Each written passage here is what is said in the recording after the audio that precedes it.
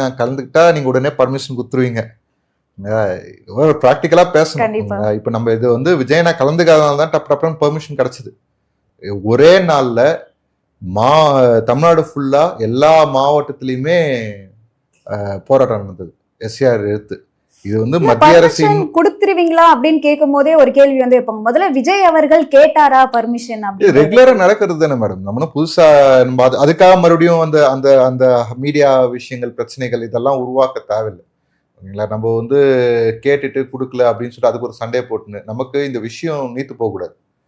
இப்ப இதுல விஜயனா வந்தாரா இல்லையன்றது ஒரு பக்கம் இருந்தாலும் விஜயனோட கருத்தை ஒரு வீடியோவா கொடுத்திருக்காரு. அது அதோட தொடர்ச்சி. ஒரு கட்சி தலைவர்னா மக்களுக்காக ஒரு விஷயம் முன்னெடுக்கிறாருன்னா களத்துல வந்து போராடுனாதான் இல்லாம இப்ப இதெல்லாம் நடந்ததா? ஒரு விஷயம் நல்லா எல்லாருமே வந்து மறந்துற விஷயத்த நான் ஞாபகப்படுத்துறேன். நீங்க சென்னையில இருக்கிறத பார்த்திருப்பீங்க, மதுரை, திருச்சி எல்லா மாவட்டத்திலயும் நடந்தது. எங்கேயுமே தலைவர் வரல, கரெக்டா? ஆனா எத்தனை ஆயிரம் பேர் வந்தாங்க?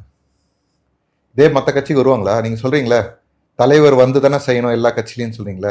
அந்த தலைவர் வந்து எத்தனை பேர் இந்த மாதிரி ஆர்ப்பாட்டத்துக்கும் போராட்டத்துக்கும் வருவாங்க தலைவர் வந்ததுக்கு அப்புறம்? தலைவர் வர